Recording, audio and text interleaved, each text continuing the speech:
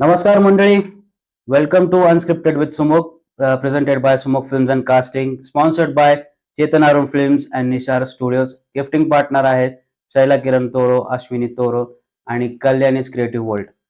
मंडळी, आजचे आपले पाहुणे आहेत एक असे जवळपास रंगभूमीकार, जवळपास 40 वर्ष त्यांनी नाटक, सिनेमे, पथनाट्य आणि आता OTT ही सगळी प्लॅटफॉर्म्स त्यांनी गाजवलेले आहेत. त्यांचा ऍक्टिंगचा त्यांनी ठसा उमटवलेला आहे. एक सुप्रसिद्ध अभिनेते Dhananjay sir Deshpande sir. Sir, आमच्या कार्यक्रमात खूप खूप स्वागत आहे. नमस्कार. ऍक्च्युली तुमचं इंट्रोडक्शन खूप मोठं आहे, बट माझं तेवढं नाही की मी तुमचं तेवढ्या लेवलचं नाही की मी तुमचं एवढं मोठं इंट्रोडक्शन. असं काहीच नाही. सगळ्यात महत्वाचं म्हणजे अनस्क्रिप्टेड विथ सुमुख मध्ये मला बोलावलं त्याबद्दल तुझे खूप थँक्यू खूप आभार, धन्यवाद. छान वाटतंय. आणि सर, तुम्हाला उलट थँक्स म्हटलं पाहिजे की तुम्ही एका शब्दावरती माझ्या पॉडकास्ट मध्ये आले आहात. आणि तसं तुम्ही तो फर्स्ट गेस्ट आहात की जिथं आमचा पॉडकास्ट ऍक्च्युली सुरू होतोय. अच्छा. ऍक्टिंगची सुरुवात तुमची कुठून झाली आणि कशी झाली? मी शाळेपासून बालनाट्यात काम करायचो. मी खरं तर माझ्या गावची शाळा, अच्छा. माझं गाव आहे परभणी जिल्ह्यातलं सेलू गाव, तिथे मी 10वी पर्यंत शिकलो. तर त्या शाळेतनं नाटकं व्हायची गॅदरिंगला. आता काय झालंय, आता फार इतकी वाईट अवस्था आहे की शाळेचं गॅदरिंग म्हणजे रेकॉर्ड डान्स असतात फक्त.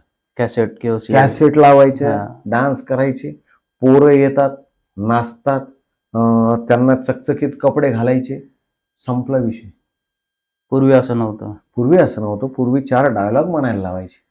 म्हणजे नाटकात काम करणं म्हणजे डायलॉग आले, डायलॉग, कॉन्फिडन्स आला. बरोबर. तर हा कॉन्फिडन्स तिथून बिल्ड होतो. तर हे शाळेत नाटक होणं खूप गरजेचं आहे. बरोबर. तर माझं तिथून सुरुवात झाली. म्हणजे मी बेपत्ता नावाचं नाटक केलं, तेंडुलकरांचं कावळ्याची शाळा केलं, त्याच्यानंतर वसंत कानेटकरांचं अश्रूची झाली फुले शाळेत नाटक केलं. हे तेव्हा कळत नव्हतं आम्हाला, पण नाटक केलं त्यावेळेस. म्हणजे मी साधारणतः 75-76 गोष्ट असेल. त्याच्यानंतर मग मी औरंगाबादला आलो, आताच छत्रपती संभाजीनगर. तर तिथे देवगिरी कॉलेजला होतो मी, आणि तिथे पण खूप चांगलं नाटकाचं वातावरण होतं. मग ड्रॅमॅटिक्सला गेलो मी, विद्यापीठच्या. तिथे बऱ्यापैकी काम केलं. आणि मग आमची एक संस्था, स्नेहांकित नावाची संस्था आम्ही तिथे चालू केली. अच्छा. ज्या योगाने मग आम्ही हळूहळू शिकत गेलो आणि अजूनही शिकतो आहोत. मग काय असतं रे, कलेच्या कुठल्याही क्षेत्रात तुम्ही आयुष्यभर शिकलात तरी तुम्हाला तुम्ही शिकून पूर्ण संपलंय बाबा, मी आता PhD केली, काही उपयोग नाही त्याची. एव्हरी मोमेंट आपण शिकत राहतो, शिकावंच लागतं, कंपल्सरी. तुम्हाला अपडेट व्हावं लागतं. बरोबर. माझी ऍक्टिंग स्कूल ही अशी करण्याची होती, किंवा मोठे मोठे हातवारे. आताच तुमची पिढी एकदम सर्टन लेवलला काम करते. अच्छा. ते ट्रान्झिशन ते शिकावं लागतं. हे सगळ्या गोष्टींना तुम्हाला आत्ताच्या युगाबरोबर चालावं लागतं. बरोबर. तुम्ही परिवर्तनशील असायला हवं, कायम सातत्य ठेवायला पाहिजे.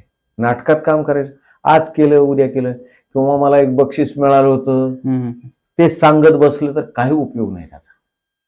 ती प्रॅक्टिस कंटिन्यू राहिली पाहिजे. नाही ते काय करणार तुम्हाला सांगून काय करणार? तो आज काय ते सांग ना. बरोबर. इथं दरवेळेस बाप दाखवावं लागतं, नाही तर लोक श्राद्ध घालतात.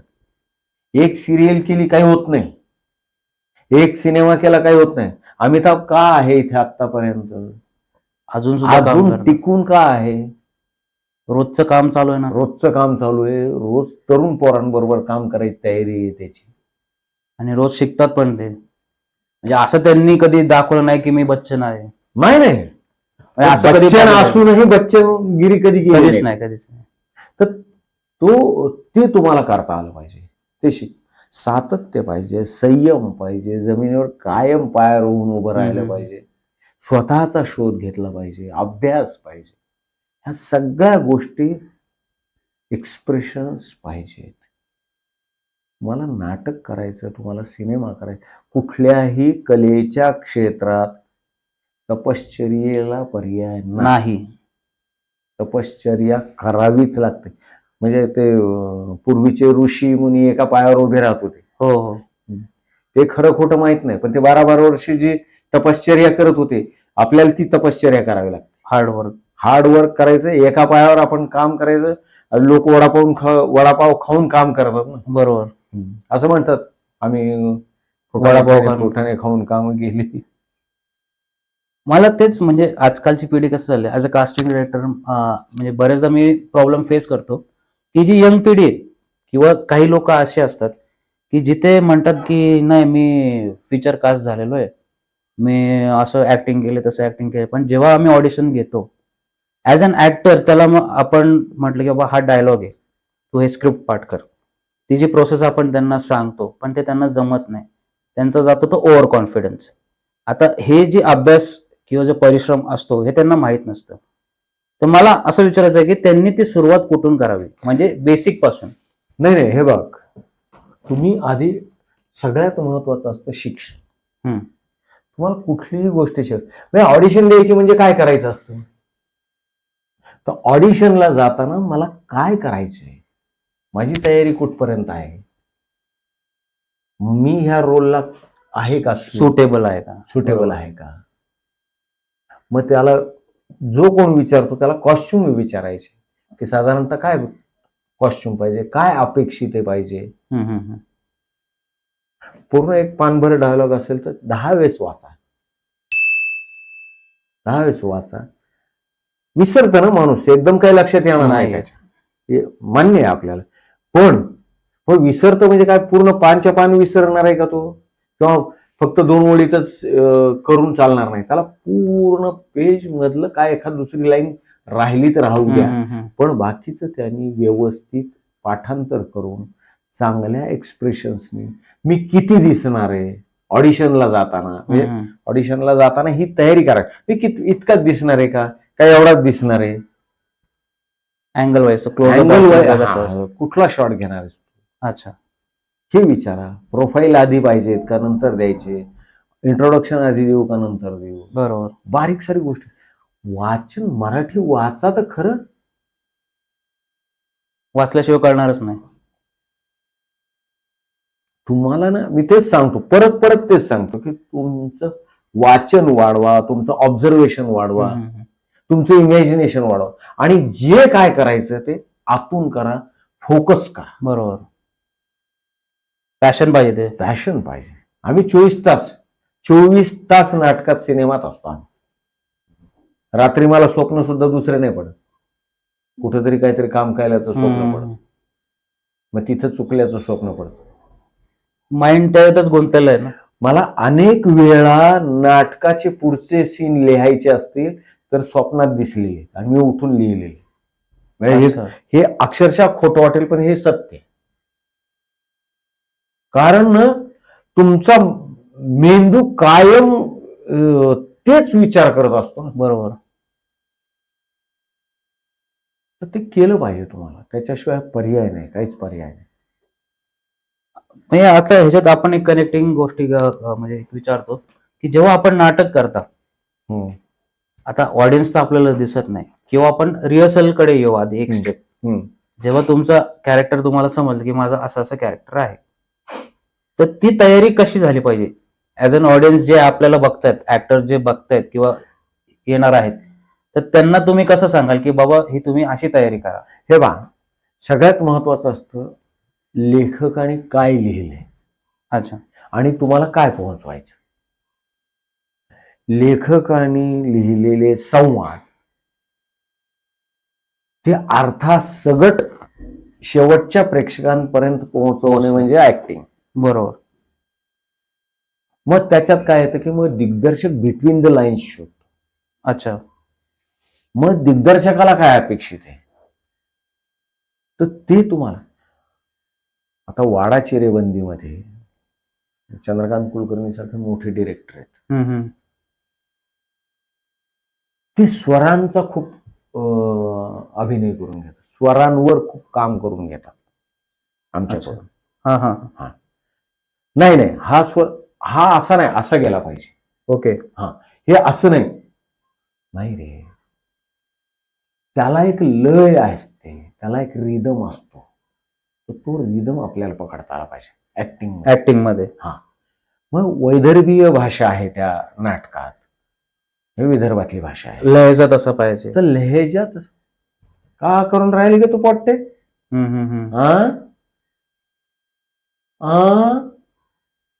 करून राहिली ग, हे आलं पाहिजे. हे स्वर आहे, स्वर स्वरांवर तो खूप खेळतो चंद्रकांत कुलकर्णी.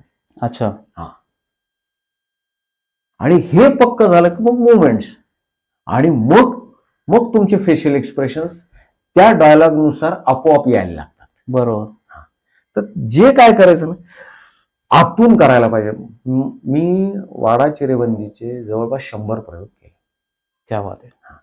व्यावसायिक नाटक, पण मी प्रत्येक प्रयोगात स्वतःला अपडेट करत गेलो.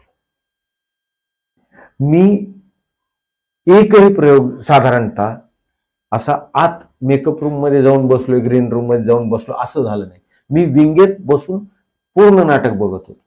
अच्छा. माझा रोल असेल तेव्हा मी स्टेजवर जायचो, पण नसला रोल नसला तर मी विंगेत बसून बाकीचे काय करतात पाहायचे. अच्छा, आपल्याला इम्प्रुव्हमेंट करता येते की अरे ऍक्शन अशी होती, असं करता येतं. हे घडलंय, आणि मग आपल्याला काय जायचं, आपलं माइंड तिथे असतं.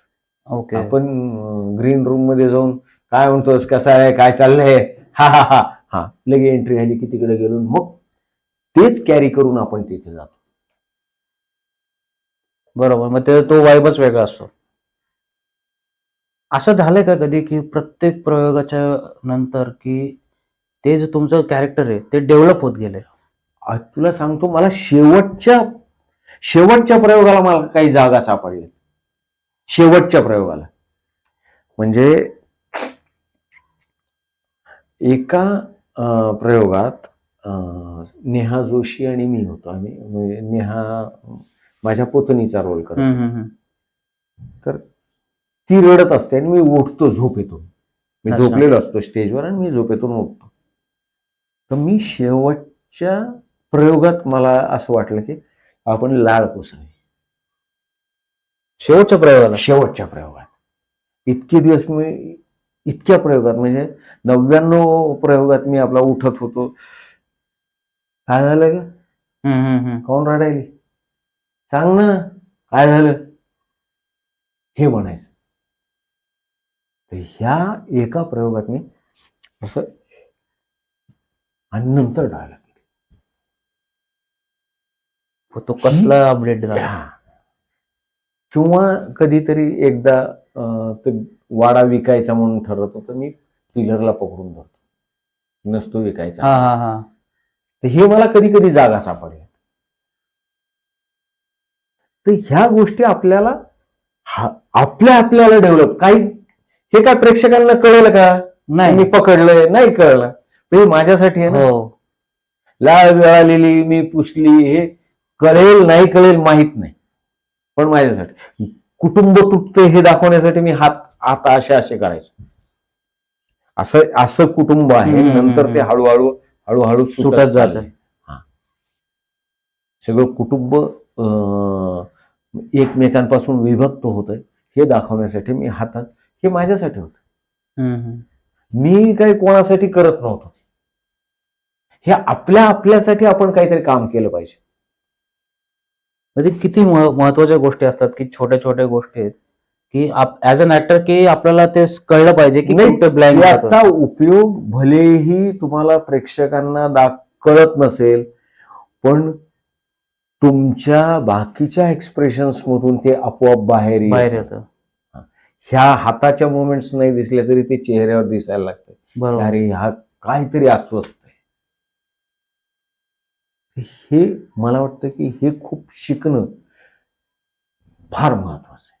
असं कधी झालंय का की तुमचा प्रयोग झाला, म्हणजे आता तुम्ही जसं म्हटले की यार काहीतरी राहिलंय, असं कोणत्या म्हणजे प्रयोगाच्या वेळेस किंवा सुरुवातीला झालंय किंवा रिसेंटली असा एक्सपिरियन्स आलाय का फिल्म दरम्यान किंवा सिरीज दरम्यान, की यार नाही, अरे मजा नाही येते कॅरेक्टर मध्ये? असं होतं ना, खूप वेळेस होतं. जिथे सगळं वर वर वर वर असतं ना, चलो चलो चलो चलो, हा चलो आवा आवा, कनेक्ट नाही होत तुम्ही तिथं. कनेक्ट नाही होत. मग त्याला रिझन काय असू शकतं? नाही, त्याला रिझन हेच आहे की तिथलं वातावरण किंवा तुमचा अभ्यास किंवा तुम्ही कनेक्ट नाही. तुम्ही स्वतःला बघा तिथे, तुम्ही का नाही होत कनेक्ट? होतं असं कधी कधी. आणि एक काय असतं माहितीये का, की तुम्ही कितीही तालमी करा, तुम्ही महिनाभर तालीम करता, पण लेखकांनी लिहिलेलं असतं, दिग्दर्शकांनी तुम्हाला सांगितलेलं असतं, तुम्ही तुमचे इनपुट्स दिलेले असतात, आणि परत जेव्हा स्टेजवर उभे राहतात तेव्हा अजून एक इलेमेंट ऍड होतो त्याच्यात, आणि तो म्हणजे ऑडियन्स. बरोबर. आणि तो कुठं काय करेल, तो इथे वेगळ्याच ठिकाणी रिस्पॉन्स, अरे हे तर आपण विचारच केलेला नव्हता, हा, ही जागाच माहित नव्हती मला, इथे लाफ्टर येईल हे वाटलंच नव्हतं. पंच. की हा पंच मला अपेक्षितच नव्हता, इथं आले लाफ्टर, असं होतं ते कधी कधी. तर तो चौथा इलेमेंट जेव्हा येतो तेव्हा अजून त्याला एक वेगळं हे मिळतं, आयाम मिळतो. आता लाफ्टरचा विषय निघाला सर, हास्य जत्रा, महाराष्ट्राची हास्य जत्रा, याचा विषय सांगा. महाराष्ट्राची हास्य जत्रामध्ये सुद्धा असंच मी साताऱ्यात शूट करत होतो आणि मला सचिनचा फोन आला. सचिन गोस्वामी माझा मित्र आहे चांगला. त्याच्या आधी पण मी त्याच्यासोबत एक गर्भरेषा नावाची एकांकिका ETV साठी केली होती.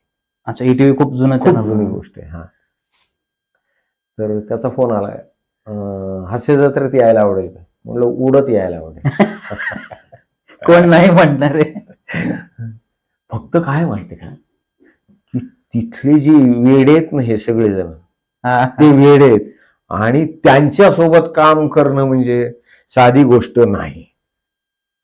ते काय करतील सांगता येत नाही. तर त्या हास्य जत्रेचा एक्सपिरियन्स फारच मजा होती. मी गेलो तिथे आणि मी म्हटलं की मला स्क्रिप्ट द्या, मला स्क्रिप्ट द्या, मला स्क्रिप्ट द्या. हो हो हो, आली स्क्रिप्ट लगेच. आणि मग कसं असतं की ती स्क्रिप्ट घेतल्यानंतर एकदा दोनदा वाचन करायचं, जेवढे आर्टिस्ट आहेत तेवढे सगळेजण सचिनकडे जाणार, सचिन गोस्वामी आणि सचिन मोठे दोघेही बसलेले असतात, तर त्यांच्या समोर वाचायचं.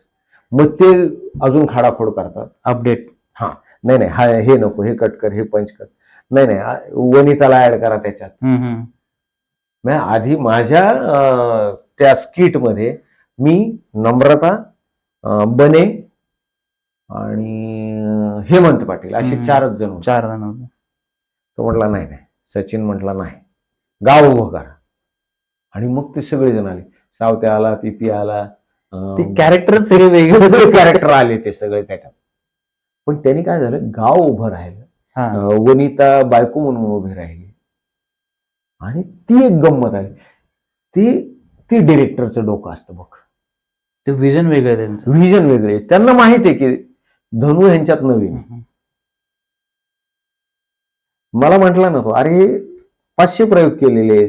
मी म्हटलं यार सचिन, मला जरा, तू जसं नर्वस म्हटलास ना तसं मी पण होतो ना, की यार मला थोडस ह्यांच्या स्पीडला मॅच. म्हटलं तू काळजी करू नकोस, तू तुझं काम कर, कारण ह्यांचे 500 प्रयोग झाले, तुझा पहिला प्रयोग घ्या. कारण त्यांचं बॉन्डिंग आणि ट्युनिंग टायमिंग एकत्र होतं, आणि त्यांना मॅच करायचं म्हटलं तर ते अवघड होतं. तरी मी केलं, पण म्हटलं हा आपल्यासाठी एक चॅलेंजिंग रोल आहे, टर्निंग पॉइंट पण असू शकतो. कारण काय माहितीये का, की मला एक फार छान काय वाटतं की वाडा चिरेबंदी ते हास्य जत्रा ते वाडा चिरेबंदी, असं कुठली रेंज आहे ही अभिनयाची, ती वेगळाच ग्राफ आहे. आणि तो म्हणजे सिरियस माझ्या लाईफ मधल्या काही ज्या महत्वाच्या गोष्टी आहेत त्याच्यातल्या ह्या गोष्टी. सर, माझा प्रश्न असा विचारायचा होता की तुम्ही सुरुवात केली सिरियस रोल पासून, असं म्हणत की आपण सिरियस रोल पासून तुम्ही सुरुवात? नाही, असं नाही. मी करायचो कॉमेडी रोल पण. अच्छा, म्हणजे असं काही सिरियस रोल पासून सुरुवात वगैरे असं काही नाही. अच्छा, मग ह्याच्यात सिरियस रोल करणं सोपं असतं, अवघड असतं का कॉमेडी करणं सोपं असतं, अवघड असतं? हे बघ, कुठलाही रोल करणं सोपं नसतं. कॉमेडी असो, सिरियस असो, तुम्ही किती आतून करता, जेन्युइनली करता, हा हम्म. सगळ्यात महत्वाचा प्रश्न असतो. अच्छा. की त्या रोलला समजून उमजून न्याय देणं हे तुम्ही कसं करता, हा सगळ्यात महत्वाचा प्रश्न असतो. तुम्ही त्या रोलचा अभ्यास कसा करता, हा सगळ्यात महत्वाचा प्रश्न असतो. तुम्हाला काय वाटतं की ह्याच्यातून कॉमेडी करताना कसा लाफ्टर निघेल, काय करावं लागेल, ह्याचा विचार तुम्ही जेव्हा करायला लागाल तर तेव्हा तुम्हाला काहीतरी गोष्टी येतील. बरोबर. आता मी परवा 12 तारखेला माझा एक प्रयोग आहे, खूप साऱ्या डायरीज नावाच्या. तर त्याच्यात आम्ही अशा विनोदी कथा घेणार आहेत. अच्छा. म्हणजे बसूनच स्टँडअप करणार आम्ही. काय एक्झॅक्टली खूप मला तेच विचारायचं होतं की आता बघ ना तुम्ही कसे विरोधाभासातले शब्द आहेत. बसूनच स्टँडअप करणार, हा वेगळंच आहे ना काहीतरी. किंवा गोष्टीचं स्टोरी टेलिंग. अच्छा.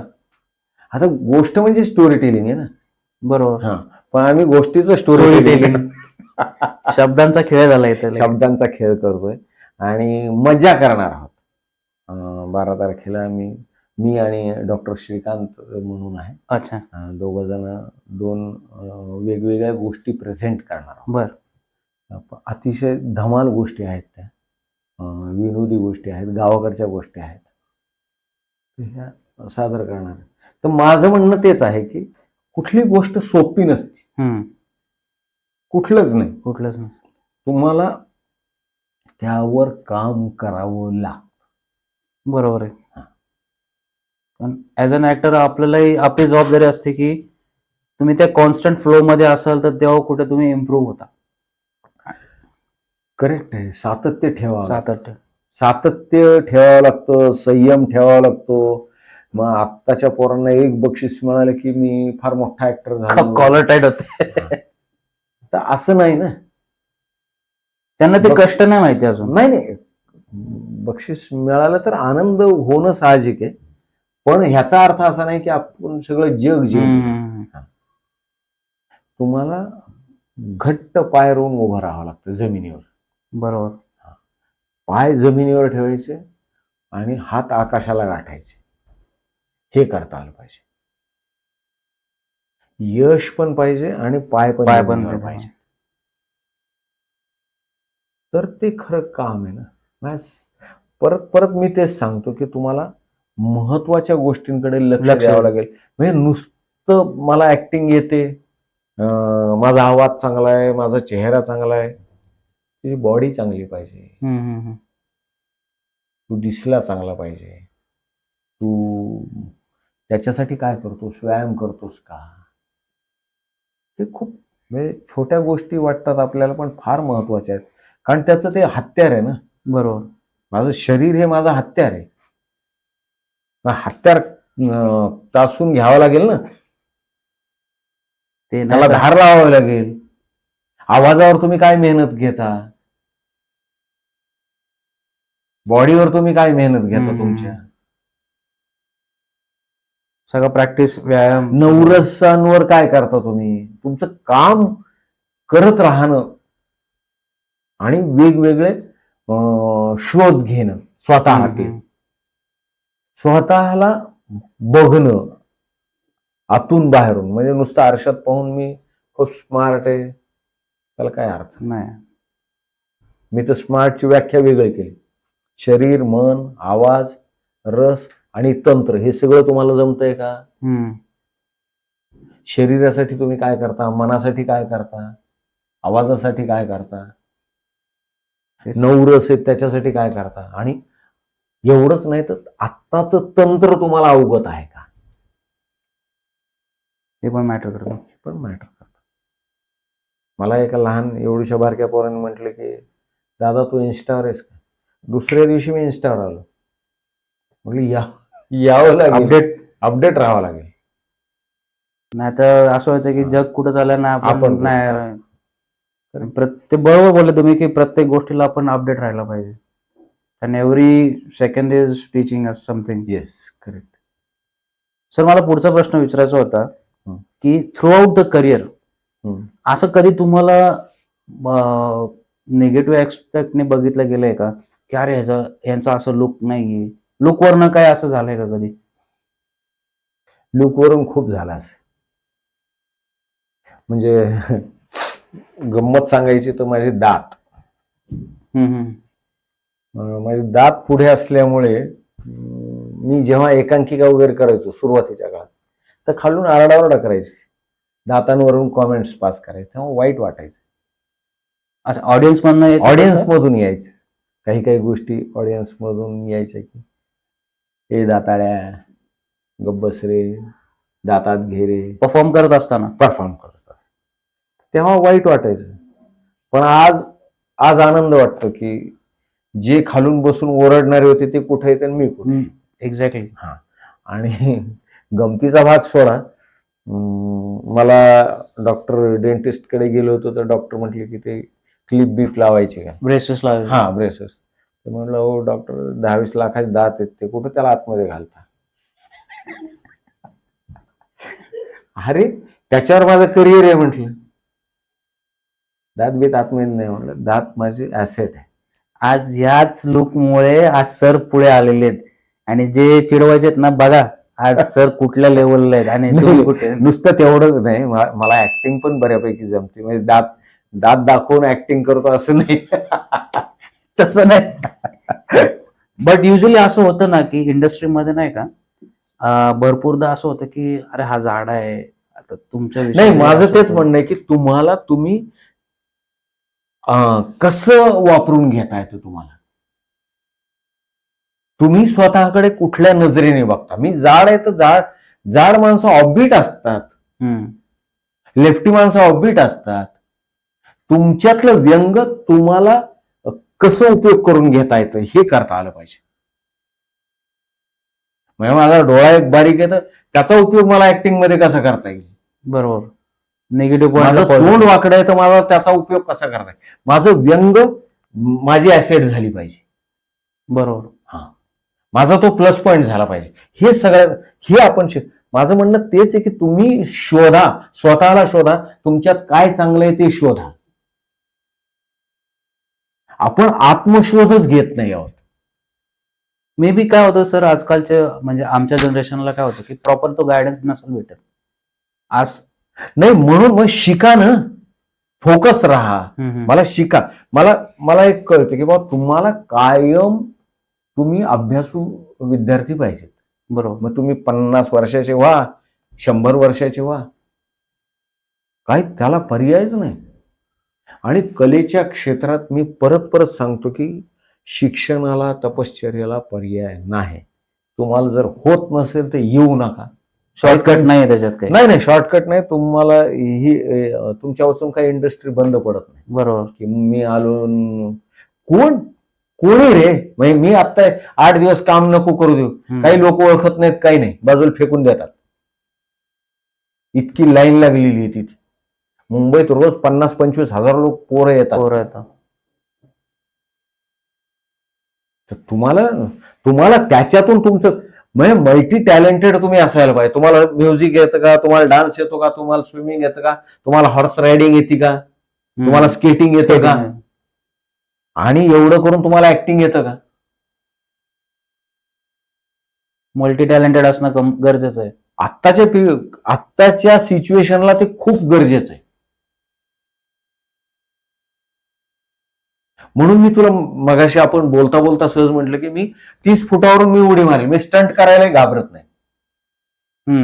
मी चंद्रवीला सिरियल करत असताना मला विचारलं की सर कसं काय करायचं, ते इथून तुम्हाला जम्प करायचं.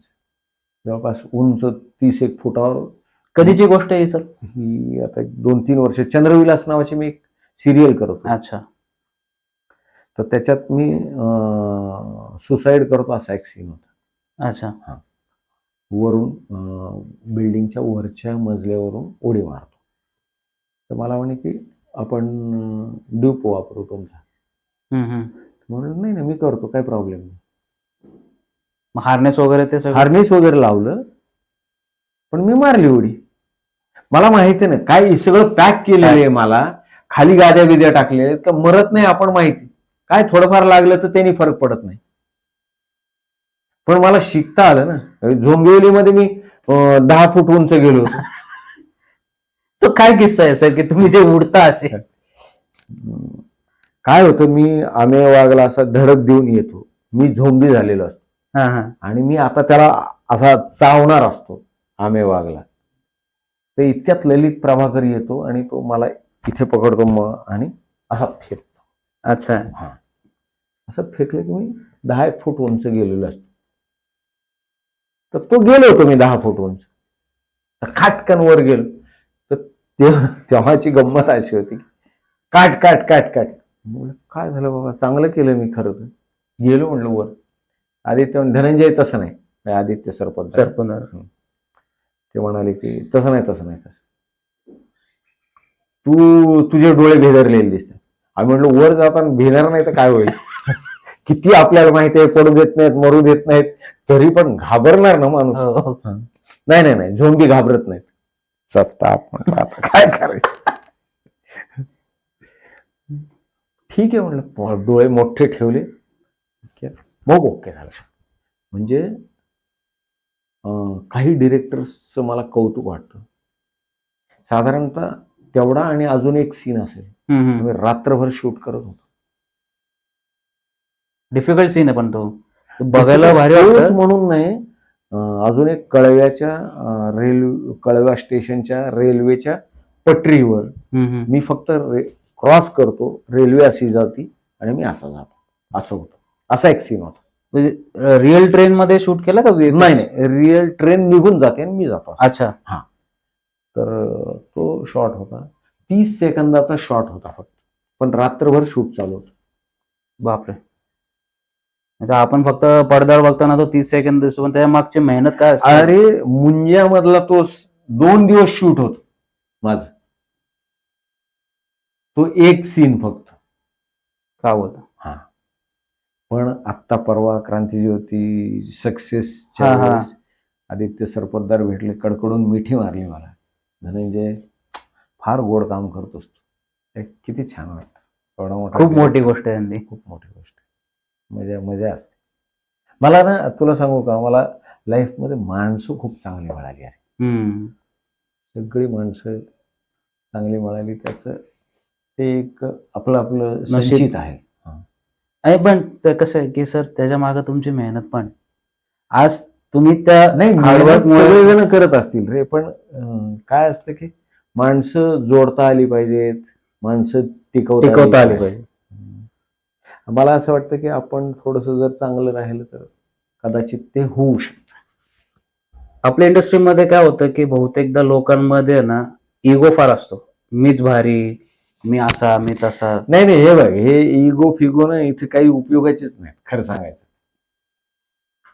तुम्हाला स्टेज तर कधी मातीत मिळवेल ना कळणार सुद्धा नाही. इतकं डेंजर आहे ते सगळं. म्हणजे तुम्ही आता 2 मिनिटं समोर जरी आले, तुम्ही सुपरस्टार असताना खटकन काय, समजा लाईटवाल्याने लाईटच टाकला नाही तर काय करणारस तू? दिसणारच नाही, अजिबात दिसणार नाही. किती तू चांगली ऍक्टिंग करून काय उपयोग. मी ही एकमेकावर डिपेंडेंट आहे, सगळी समूह कला आहे. तुम्हाला ह्याच्यात माच करून नाही चालत. तुम्हाला पोलाईट राहून तुमचं काम करणं आवश्यक आहे. खूप महत्वाची गोष्ट आहे ती. आणि ही ऍक्च्युली मोठी शिकवण आहे की जे येणारे ऍक्टर्स आहेत त्यांनी हे शिकलं पाहिजे. इगो साईडला ठेवा आणि हे माणसं कनेक्टिंग, म्हणजे माणसं जोडायला शिका. सर, नाटकात आहे ना, एक नाटक म्हणा किंवा सिरीज म्हणा किंवा फिल्म्स म्हणा, ह्याच्यात एक मेन पोर्शन येतो तो रिहर्सल्सचा. हो. तर आपल्या मते रिहर्सल्स करणं किती इम्पॉर्टंट आहे आणि तो किती कालावधीपर्यंत रिहर्सल केली पाहिजे?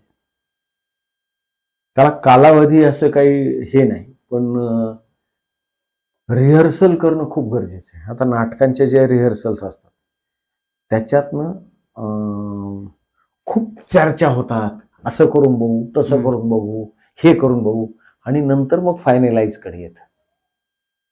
म्हणजे माझं असं म्हणणं असतं की त्याच्यात भांडाभांडी झाली पाहिजे, त्याच्यात वादविवाद झाले पाहिजे की नाही हा असा डायलॉग म्हणून बघा, हा नाही हा असं म्हणून बघा. आणि मग फायनल सगळ्यांच्या चर्चेअंती हा असं झालं, किंवा ही मुवमेंट का घेतली, कशासाठी घ्यायची, मला आतून वाटतं का तिथपर्यंत जावं असं. हे नाटकासाठी खूप, म्हणजे आपण, मला सांगतो, त्याला नाटकाच्या रिहर्सलला मराठीत तालीम म्हणतात. तालीम, का म्हणत असतील? कुस्तीची तालीम असते बरोबर. आणि ही पण ही तालीम. पण तालीम आहे, तालीम मारा, भांडा आणि उभा राहा. बरोबर. आणि त्या लाल मातीत तुम्हाला उभं राहायचं असतं, इथे रंगमंचावर उभं राहायचं असतं. तर तो तालीम खूप महत्वाची आहे. आणि बरोबर. उर्दूमध्ये तालीम म्हणजे शिक्षण. ह्या सगळ्या गोष्टींचा विचार केला तर लक्षात येईल की आपल्याला तालीम का म्हणत असतो आपण. बरोबर. तर हे मला असं वाटतं. आणि फिल्मच्या लाईनला तुला खोटं वाटेल, संजय जाधव सारखा माणूस सुद्धा तालीम घेतो. क्या बात आहे. मी त्यांच्यासोबत तमाशा लाईव्ह मध्ये काम केलं होतं. अच्छा. हा, व्हॅनिटी मध्ये आले माझ्यासोबत. येस सर, कैसे, क्या है, वाह वाह वाह वाह, क्या बात है, क्या बात है, चलो बोलो, सांगा काय करणार, कसं बोलणार, काय बोलणार. नाही नाही नाही, बेस्ट बेस्ट बेस्ट, अजून एकदा करू, हे फक्त असं करा, ते फक्त तसं करा. 25 वेळेस त्यांनी डायलॉग म्हणून घेतले माझ्याकडून. बापरे. हा, व्हॅनिटी मध्ये. आणि मग तिथे गेलो की काय प्रश्न नाही, कॅमेरा फक्त होता, माझं बसूनच होता, त्याच्यामुळे मला बाकी मुवमेंट्स नाही सांगितले. पण जसा पाहिजे तसा टेक झाला, जसा पाहिजे, वन टेक मध्ये राईट. इव्हन डबिंगला मला सांगत होते ते की बारीक गोष्ट असते की त्याच्यात असा एक सीन होता की माझी मुलगी जी काहीतरी आत्महत्या करते, खूप उंच उंच इमारतीवरून उडी मारते आणि आत्महत्या करते. तर ती आत्महत्या आहे का खून आहे का तिच्यावर कोणी प्रेशर आणलं, आणि मी तिचं बाप आहे. मला संजय जाधव सर फार छान म्हटले की तुम्हाला मुलगी आहे का, पर्सनल टच पाहिजे, तिचा विचार करा. आणि की रडून पडून नका बोलू. तर मी एक बारीक स्माइल दिलं होतं, जे विषण्ण करणार होतं की काय उपयोग आहे त्याचा. हे जे होतं ना, हे हलवून टाकणार होतं, हे त्यांचं काम होतं.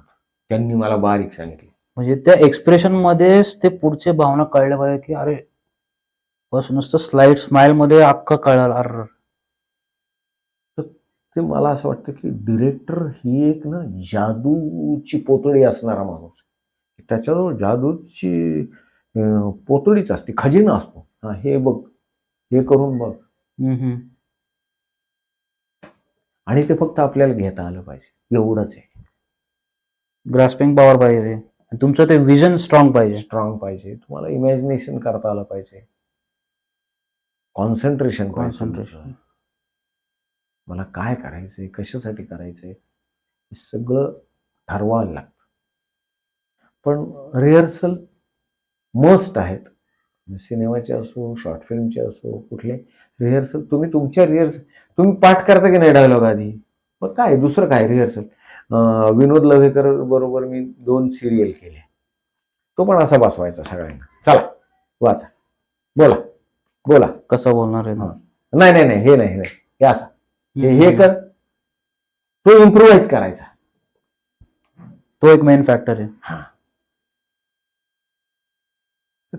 ती गंमत असते. म्हणजे प्रत्येक दिग्दर्शकाची वेगळी शैली, आणि पण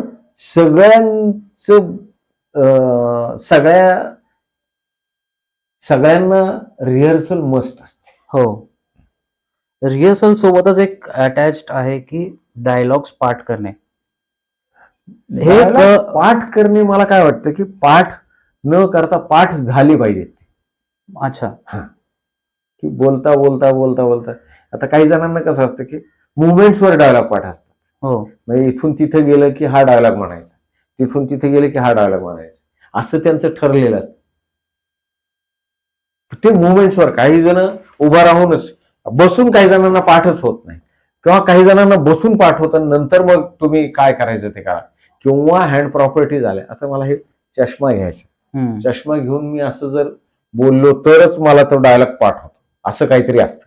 तर ते तुम्हाला सोडता आलं पाहिजे, किंवा ते त्या स्टाईल तुम्हाला वापरता आल्या पाहिजेत नाटकात. पण तो डायलॉग समज अंडरस्टँडिंग मेन म्हणजे पाहिजे. अंडरस्टँडिंग पाहिजे आतून, म्हणजे तुम्हाला ना ते त्याला काय म्हणायचं हे लक्षात आलं पाहिजे. बरोबर. सिच्युएशन काय आहे? सिच्युएशन्स काय आहेत, किंवा त्या डायलॉग मधून तुझ्याशी काय मला सांगायचं आहे, हे आलं तर मग थोडंसं शब्द इकडे तिकडे झालेत चालतात, पण तो अर्थ नाही बदलला. अर्थ नाही बदलला पाहिजे. करेक्ट, अर्थच महत्वाचा आहे ना. बरोबर. नाही तर मग तो अर्थ जर चेंज झाला तर सीनच वेगळा होतो. मग त्याला काय अर्थ राहत नाही.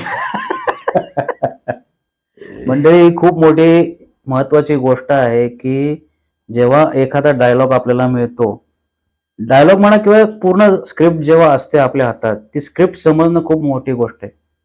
जर तुमचा स्क्रिप्टच लक्षात येत नाही, तुमचं कॅरेक्टरच तुमच्या लक्षात येत नसेल, तर ते तुमच्या कामाला काही व्हॅल्यू राहणार नाही.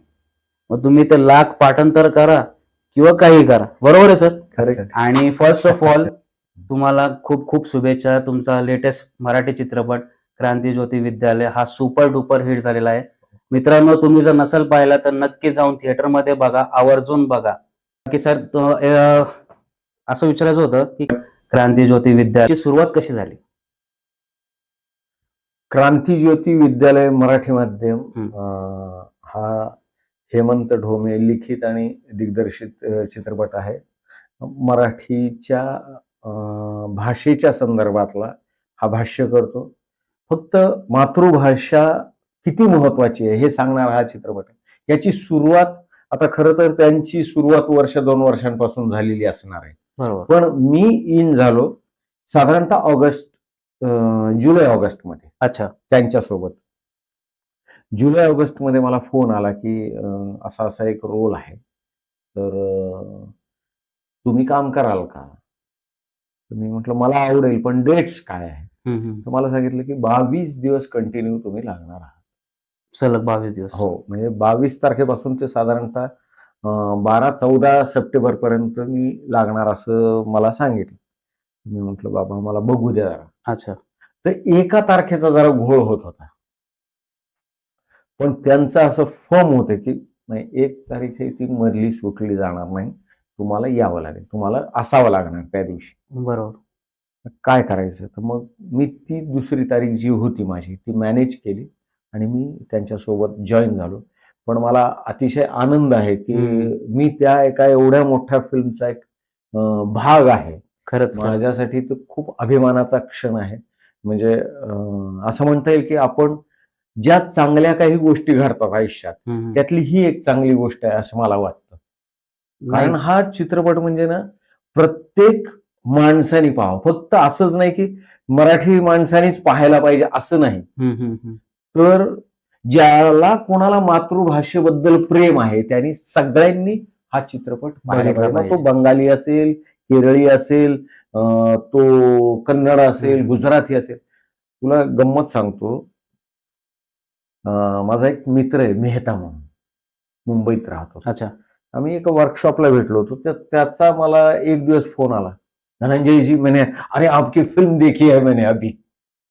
मैं बोला अरे तू गुजराती, तू कसं? अरे यार नहीं नहीं नहीं मैं देखा वो क्या लगा यार मेरे को, इतना अच्छा लगी फिल्म. का आवडली असेल त्याला?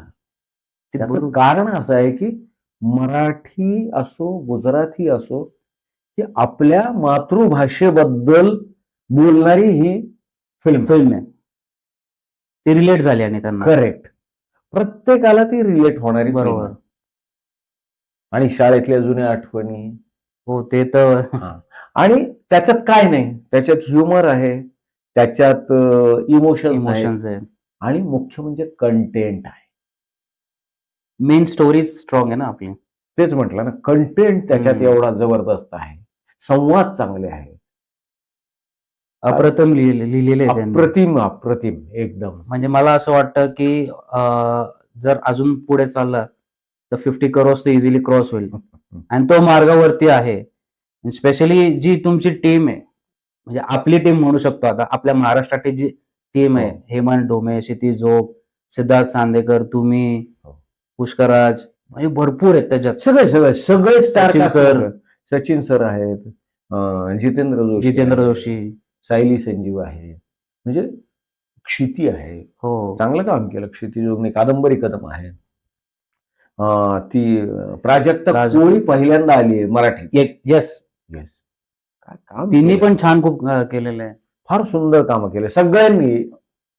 काय झालं रे माहितीये काय, की जी मजा असते ना सेटवरची, जी रिलॅक्सेशन असतं, जो डिरेक्टर तुम्हाला मोकळं करतो म्हणजे तुमच्या मनात कुठलीही आडी ठेवत नाही. तुम्ही करा, बघू आपण. फ्रीडम दिलेला असतं. मग त्याच्यात मग खूप मजा येते काम करताना. अच्छा. तर हेमंतचं कामच असं होतं की अगदी म्हणजे माझी भेट पण नव्हती याच्या आधी. पहिली भेट झाली आणि गळ्यात पडला, धनुदा कसा आहेस. तिथंच आपण जिंकल्या जातो ना, म्हणजे अरे यार नाही, हा माणूस काहीतरी वेगळा आहे. आपण म्हणतो ना ते डिरेक्टर्स ऍक्टर आपण आहोत. येस. आपण तर पूर्ण कोरी पाठी घेऊन त्यांच्या समोर उभे असतो. अच्छा. बाबा तू सांग मला, मी करतो. मी माझे इनपुट्स देतो, पण तू मला सांग की काय तुला काय अपेक्षित आहे. डिरेक्टरचं पॉइंट ऑफ व्ह्यू. पण फार मजा केली. मजा म्हणजे लोकेशन्सवर मजा. आणि इतकं प्रोडक्शन चांगलं होतं ना, प्रोडक्शन हाऊस सुद्धा. सगळी माणसं चांगली होती. कुठं कटकट नाही, भांडण नाही, काय नाही. आरडाओरडा नाही. पैशावरून तू पैसे जास्त खर्च केले, तू हेच खर्च केलं, तू त्यांनी अमकच खाल्लं. काही नाही. काय पाहिजे तुम्हाला? शांततेने सगळं होतं. कामं सगळी शांततेने होत असल्यामुळे ना, मग जबाबदारी आपल्यावर असते जास्त. एक्झॅक्टली. आर्टिस्टवर नाही. अरे इथं सगळं चांगलं होतंय, मग आपल्याला काहीतरी करायला पाहिजे. आपण केलं पाहिजे. आणि मग प्रत्येकाने जीव तोडून कामं केलेली आहेत. तेच इम्पॉर्टंट आहे सर. आणि आजकाल कसं झालंय की आपल्याला इंडस्ट्रीमध्ये ऐकायला मिळतं की यार प्रोडक्शन असं होतं, प्रोडक्शन तसं होतं, म्हणजे नुसके काढले जातात. बट आपल्या इंडस्ट्रीमध्ये ना हा नेगेटिव्ह ऍस्पेक्ट आहे. म्हणजे मला असं वाटतं पर्सनली. कारण टीम चांगली असेल ना तर आपला मराठी चित्रपट आज या लेवल पर्यंत आला नसता. खरंय. आणि महाराष्ट्रात कसं आहे की म्हणजे ऑल ओव्हर इंडियाच मराठी चित्रपट हा प्रत्येक ठिकाणी आपण झेंडे गाडत चाललेलो आहे. आता रिसेंटली दशावतार म्हटलं, दशावतार आहे, ऑस्कर मध्ये स्क्रीनिंग झाला. आपल्यासाठी खूप मोठी गोष्ट, फार मोठी गोष्ट आहे. खरंच आहे. आणि तसंच की जो एक्सपिरियन्स आहे आपल्या टीमचा तो कसा होता, म्हणजे सुरुवात शूटिंगच्या वेळेस कशी झाली, आणि मेन म्हणजे आपल्या कोकणात तुम्ही शूट केलेलं आहे. कोकणचं तर ती मजाच वेगळी असते. ते एक्सपिरियन्स सांगा मला. तुला तेच सांगितलंय मी की ती टीम खूप चांगली होती रे. सगळ्यांचं बॉन्डिंग होतं एकमेकांशी. सगळे मित्रत्वाने. कोणी असं मी मोठा आहे, मी लहान आहे. सचिन सर सुद्धा पहिल्याच दिवशी गेलो मी तर हाय धनंजय कसा आहेस, काय वाचतोस, ही चर्चा असायची रे. अच्छा. काय पुस्तकं कुठली आणलीस वाचायला. वाचनाची फार आवड आहे त्यांना वाचनाची आवड आहे. किंवा आम्ही बरोबर ह्याच्या आधी पण काम केलं होतं तर अरे सर कसे आहात, काय आहात, आणि ती मग मजा. पुष्कराज बरोबर मी काम केलं होतं. सिद्धार्थ बरोबर पहिल्यांदा काम करत होतो, पण सिद्धार्थने पण एकदम अगदी मजेशीर, एकदम फ्रेंडली सगळं वातावरण होतं. हेमंत आणि क्षिती रिस्पेक्ट देत होते की धनुदा बस, खुर्ची नसेल, कोणी नसेल तर स्पॉट धनुदासाठी चेअर द्या, किंवा उन्हात नको उभा राहू तू. इतक्या बारीक गोष्टी लक्ष असायचं त्यांचं. Respect for actors. रिस्पेक्ट होता आणि मोकळीक होती, स्वातंत्र्य होतं. ह्या सगळ्या गोष्टी होत्या. आणि तू जसं म्हटलंस की कोकण म्हणजे काय, वा स्वर्ग येतो. खरंच आहे. ते एक कॅरेक्टर आहे त्या फिल्म मध्ये. म्हणजे आम्ही सगळेजण आहोत आणि निसर्ग एक कॅरेक्टर. तू बघ समुद्र कसा दिसतोय, टॉपनी शॉट्स घेतलेले. सुपर कसले? शॉट्स घेतलेले, सिनेमॅटोग्राफी पण खूपच छान घेतलेली त्यांनी. तो माझा मित्र आहे सत्यजित जाधव, जाधव. जो डीओपी होता त्याचा. अच्छा, सॉलिड शॉट्स घेतले फार त्यांनी. हुशार पोरगा. खरं सांगायचं ना तर सत्याने माझं नाव सुचवलं ते. अच्छा, हा. म्हणजे कास्टिंग त्यांच्यातर्फे झालं असं म्हणायला काही हरकत नाही. पण फार फार गोड एक्सपिरियन्स होता माझ्यासाठी. तुमचा जो मेन कॅरेक्टर आहे त्या फिल्म मध्ये, हा. तो ऍक्च्युली सगळ्यांना आहे ना कनेक्ट करून ठेवतो, बांधून ठेवतो, हो. म्हणजे एंड पर्यंत. हम्म. आणि तो जो इमोशनल मोमेंट होता, मला अजून आठवतंय की जेव्हा आम्ही बघत होतो की तुम्ही वॉशरूम मधनं येता, तो एक सीन आहे हो हो की अरे हा इतके दिवस इथे होता. हा, एक डायलॉग आहे तसं. भूत भूत. राहत असतं. हा हा. तर हे काय माहितीये का की आमच्या शाळेत सुद्धा शिपाई होत आहेत. अच्छा, रिअल रिअल शाळेत. मी सेलूच्या शाळेत शिकलेलो आहे ओके. 10वी पर्यंत. तर तिथे माझे वडील शिक्षक होते आणि तिथेही शिपाई होता. पण तो फार मस्तीखोर होता शिपाई. पोरांना बुक्क्या मार, हे कर अरे ते कर. हा, असा पाहायचा तो कायम. "ए, काय चालू आहे, काय चालू आहे?" असं असा तो होता. खूप विनोदी होता, छान. पण त्याची सगळ्यांशी अटॅचमेंट होती. तुला एक लक्षात आलं असेल की आपण शिक्षकांशी एवढं फ्रीली बोलू शकत नाहीत. हा, तेवढं आपलं शिपायाशी नातं जास्त चांगलं असतं. Right right right. कारण ते आपलं तर ती कनेक्टेड. अटॅचमेंट जी असते ना, तर ती मी शोधली. अच्छा, म्हणून पुष्कराज बरोबर माझे सीन्स असतील किंवा हरीश बरोबर असतील, दुधाडे बरोबर, तर ते कसं क्लोज. अरे काय, कसा आहेस, हा, पैसे दे, चल मला घेऊन जाशील का दुबईला तू. ती मी मजा काय वेगळी. करू? हा, हे होतं. आणि हा शाळेत राहत असतो अच्छा, आणि तो तिला डब्बा देत असतो. फक्त कुणाला वाटू नये, कोणी ऑब्जेक्शन घेऊ नये म्हणून सांगितलेलं असतं सरांनी की शाळेच्या पाठीमागे भूत. हा. आणि त्याला वाटत असतं की तुमची तर शाळा जाणार आहे हो. पण माझं घर आयुष्याचं घर आहे ना, घर आहे.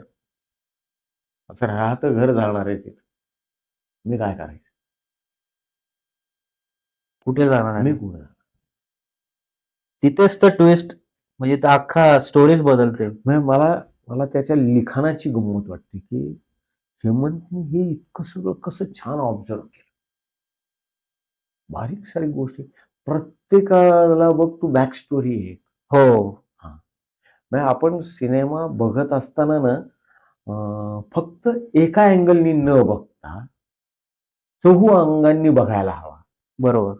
मग त्याच फोटोग्राफी कशी आहे, ऍक्टरनी Acting. ऍक्टिंग कशी केली आहे, स्क्रिप्ट रायटिंग कशी आहे, डायलॉग कसे आहेत, स्क्रीन प्ले कसा आहे, या बरोबर. सगळ्या गोष्टींचा विचार आपण करायला हवा. लाइटिंगचा पण एक फॅक्टर पडतो त्याच्यात. खूप महत्वाचा आहे. म्हणजे तुमचे रात्रीचे शॉट्स जे होते, हो. त्याच्यात ते लाइटिंग मॅटर करतं की ऍक्टर कसा दिसतोय त्याच्यात. फार फार सुंदर. म्हणजे आणि हा सत्यजित तर फार हुशार आहे. अगदी साधारणतः तुमच्यापेक्षाही लहान असेल कदाचित. अच्छा. हो, वयाने. पण भयंकर ब्रिलियंट पोरगा आहे. शूटच्या दरम्यान अशी कोणती मजेशीर किस्सा होता की जिथं तुम्ही त्या सिक्वेन्स करताना किंवा तो शूट करताना सगळे हसून हसून वेळ झाला असेल आणि नाही का की बाबा अरे शूट नको, अरे शूट करा आधी, असं नाही, झालंय का? खूप होते. खरं तर प्रत्येक वेळेस काय असायचं की चला चला, इतकी सगळे ऍक्टर म्हणल्यावर गप्पा मारत बसायचे सगळेजण. हो, गप्पा नंतर मारा बाबा, आधी शूट करूया. करूया चला, असं व्हायचं. थांबा यार, थोडस गप्पा होऊ द्या आमच्या, असं कधी कधी असं बनवायचं. किंवा जेवताना खूप मजा यायची. ते एक वेगळे किस्से वेगळे असते. किस्से. ते जेवताना काय, अरे काय ह्याला येते बघ, त्याला गुलाबजामुनच दिले, आपल्याला नाही दिले. मग हा, आपण पाहायचं तर कुठे गुलाबजामुन, कुठं काय, त्यालाही काही नसायचं. अशा आम्ही फार गमती जमती करतो. खोडकर आहे. हा, खोडकर आणि मजा. पण तो रिलॅक्स ठेवतो सगळ्यांना. त्याचं सगळ्यात वैशिष्ट्य म्हणजे मला म्हणायचं की हे माझे बाबा आहेत. हम्म. हा. मला एक हा, तसा रिस्पेक्ट दर्जा आहे तो. म्हणण्यापेक्षाही कसं आहे, गमतीने म्हणायचं की अरे या बाळूमामाने कुठतरी लफडं केलं म्हणून मी झालेलो आहे. अशा अशा काही गोष्टी होत्या. आता हे खरं तर सांगायचं की नाही मला. तुमची हरकत असेल तर आम्ही edit करू. मला म्हणजे गंमत म्हणायचं की अशा अशा त्या म्हणून बबन मात्रे झाला. हा. अशा काही गोष्टी होत्या त्याच्यासाठी. पण ते सगळ्यांनी ना म्हणजे चोख प्रत्येकाचं जे कॅरेक्टर होतं ते म्हणजे असं वाटतं की अरे हे आपलेच कॅरेक्टर आहेत. फार फार म्हणजे मला ना त्याच्या लिखाणाची गंमत आहे, मला ऍक्टिंगची गंमत आहे, मला त्याच्यातली, मला निसर्गाची गंमत आहे, मला डीओपीची गंमत आहे. मला या सगळ्या फिल्मचं ना एक टोटल पॅकेज आहे सगळं. खूप महत्वाचं आहे. आणि आणि मुख्य परत कंटेंट एक्झॅक्टली. काय काय सांगतो शेवटच्या प्रसंगात जितेंद्र जोशी बरोबर बोलताना सचिन खेडेकर सर खेडेकर. काय बोलतायत, काय डायलॉग आहेत ते. एक कविता आहे मोठी, हो. म्हणजे डायलॉग कवितेसारखे आहेत रे. आणि सोपं नाही येते, सोपं नाही, अजिबात सोपं नाही. म्हणजे काय तुम्ही मातृभाषेबद्दल बोलत असताना मराठी भाषा अभिजात झाली, पण मराठी शाळा तरी अभिजात होणार. आपण त्याचा कधी विचार करणार आहोत काय? बरोबर. सर पुढच्या सेगमेंटकडे वळूया. आपले येणारे प्रोजेक्ट्स कुठले? प्रोजेक्ट आता खरं तर त्याबद्दल असं फारसं बोलणं योग्य नाही, की अजून काही गोष्टी अशा झाकून ठेवायच्या असतात. नाही, माझ्यासाठी नाहीत त्या, पण काही प्रोटोकॉलचे काही काही हे असतं किंवा आता पण आत्ता एक अलबेला आलम नावाचं एक हिंदी फिल्म आहे, ती येण्याची जवळ लवकरच येईल. त्याच्यानंतर आत्ता पारो पिनाकी की कहाणी नावाचं एक हिंदी फिल्म येते. अच्छा. हा, आणि आता आम्ही खुपसा डायरीज आहेत, त्याचे वेगवेगळे प्रयोग करणार. फारच टोचले नावाचा मी एक सोलो करतो, एकल नाट्य करतो. हो, त्याचे 40 प्रयोग झाले. क्या बात आहे. हा, तर त्याचे पण वेगवेगळे प्रयोग चालू आहेत. ऑल ओव्हर महाराष्ट्रात हे प्रयोग चालू? हो, ऑल ओव्हर महाराष्ट्रात झालेले आहेत प्रयोग त्याचे. 40 प्रयोग झाले. 1 तासाचा कार्यक्रम आहे तो. आणि खूप खूप म्हणजे त्रास घेऊन करावा लागतो, कारण त्याच्यात मी एकटा आहे, 1 तासभर आहे, आणि कंटिन्यू त्याच्यात व्यायाम आहे, त्याच्यात चिडचिड आहे, त्याच्यात फ्रस्ट्रेशन आहे, त्याच्यात इमोशन्स आहेत, आणि खूप चांगला रिस्पॉन्स ऑल ओव्हर महाराष्ट्रातून मिळाला. म्हणजे मी पार नागपूरपासून ते इकडे कणकवलीपर्यंत त्याचे प्रयोग केलेले आहेत. बेस्ट. आणि खूप डिफिकल्ट आहे की एकटा स्टेजवरती परफॉर्म करणं. आणि आय गेस तुम्ही ते स्वतः लिहिलं पण आहे? हो, मी स्वतः लिहिलेलं आहे. रुपाली गोडंबे म्हणून माझी एक मैत्रीण, तिने डायरेक्ट केलं. अच्छा, क्या बात आहे, क्या बात आहे. सर खुपसा डायरीज बद्दल सांगा आणि ऑडियन्सला सांगा. खुपसा डायरीज बद्दल बोललो ना आपण, की ते एक विनोदी गोष्टींचा, गावाकडच्या गोष्टींचा एक खजिना आहे, आणि गावातले सगळी इरसाल माणसं तुमच्या समोर उभे राहणार आहेत. सर, आणि प्रयोग कधी आणि कुठे असणार आहे? आत्ता परवा 12 तारखेला बॉक्स 2 नावाचं एक थिएटर आहे नळ स्टॉप, तिथे हा प्रयोग होणार आहे संध्याकाळी 7:30 वाजता. तर नक्की या. तर पुढच्या सेगमेंटमध्ये आपण वळूया. सर, आम्ही तुमच्यासाठी एक छोटंसं गिफ्ट आणलेलं आहे. तर गिफ्टिंग पार्टनर आहेत आपले शैला किरण दोरो, अश्विनी दोरो आणि चेतन अरुण फिल्म्स तर्फे, प्लस कल्याणीज क्रिएटिव्ह वर्ल्ड तर्फे एक छोटंसं गिफ्ट सरांना आपण देऊया. सर, कल्याणीज क्रिएटिव्ह वर्ल्ड तर्फे हे एक भेट. थँक्यू. आणि आमच्या सगळ्यांतर्फे तुमच्या फॅमिलीसाठी एक छोटंसं गिफ्ट. तर मंडळी, कसा वाटला आजचा पॉडकास्ट? आय होप तुम्हाला नक्कीच खूप शिकायला मिळालं असेल सरांकडून. आणि सर, थँक्यू सो मच, तुम्ही तुमचा वेळ दिला. खूप आभारी आहे. आणि आपण लवकरच सरांना पुन्हा भेटणार आहोत त्यांच्या येणाऱ्या फिल्म अलबेला आलमसाठी. तर तुम्ही चॅनलवर नवीन असाल तर चॅनलला नक्की लाईक करा, शेअर करा आणि सबस्क्राईब करा. आणि आमची एक वेब सिरीज पण येते शोध नावाची, तर सर तुम्ही पण नक्की बघा. नक्की नक्की 100% बघणार मी ती. शोध घेऊन बघणार शोध. शोध पण नक्की बघा चेतन अरुण फिल्म्स या चॅनलवरती. तर त्या चॅनलला नक्की लाईक करा, शेअर करा आणि सबस्क्राईब करा. Thank you so much sir. Thank you मला इथे बोलावलं त्याबद्दल धन्यवाद. सगळ्यांचे आभार. चांगलं गिफ्ट दिलं त्याबद्दल सगळ्यांचे खूप खूप आभार. थँक्यू.